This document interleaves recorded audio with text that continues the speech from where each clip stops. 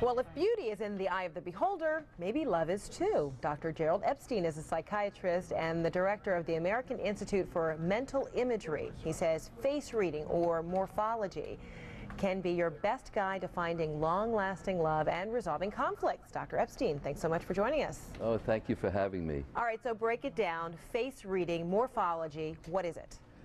An ancient subject. It's been with us for 5,000 years, and it's a way of telling about people from their facial expressions and facial shape and facial profile and so on. So it's the ancient diagnostic system of Western medicine and healthcare. So what do we need to be reading about face shape? We know about the triangular face, the oval, the square face. Right, all of that. What sort of characteristics come to mind when we talk about some of these face shapes? Well, when you talk about the oval shape, you're talking about somebody who is very charismatic, somebody who would draw people to him or her, people who work for one idea for a lifetime, one point for a lifetime. They take a position of ascendancy. They're called in the ancient tradition the sun type, which has not to do with this astrology. It has to do with the way that they were carved by the ancient Greek masters. So when we talk about pairing up people based on their face shape or these kinds of characteristics, are we saying that an oval-shaped face person needs to be attracted to another oval-shaped person, or what? Yes, ideally. Is that simple? Yes.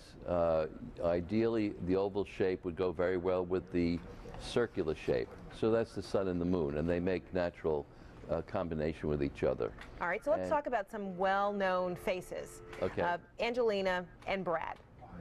I think that's a nice combination. She has a lot of strength.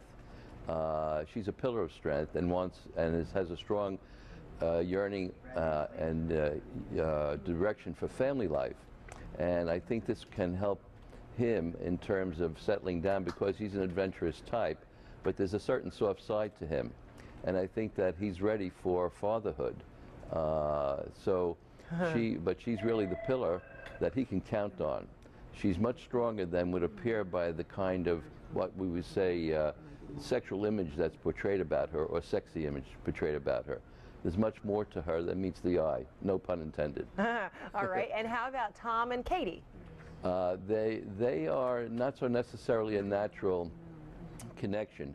You know, he's quite strong-willed, zealous, and has to be the boss and be in charge. And she's someone who needs to, at first, be given adulation, acceptance, approval, acknowledgement. She can tend to be a bit quirky, eccentric, and has to be accepted for that. So they have to work it out, really, that he would not step across and be too demanding of her, because she has to be given to first. Usually people of this type need to be given to first before they can give. Interesting. All right, yes. Then we talk about Cheryl and Lance. While they were the it couple for a while, and since we've learned this past couple weeks that they've split, but let's talk about them anyway, about their compatibility physically. So they also have quite a nice connection to each other. He's the oval type that you were talking about before, and a very strong temperament, and he's the one that will work for a particular idea. You know, nothing stops him. He won 7 Tour de France's even though he had cancer. He's indomitable, and the spotlight comes to him. It's not that he's yearning or craving for a spotlight, but by his talent, by his way, things come to him. Well, what about her then? And Cheryl is someone who wants the spotlight. That is, she goes out after it because she's a type that needs to be in the spotlight and to have people acknowledge her talents and her ability to perform and so on. And maybe one of the issues amongst many that may have been there was that they both could not share a spotlight together. You know, all right. That could have been, they didn't have time. So how about Dr. Epstein, for all of our friends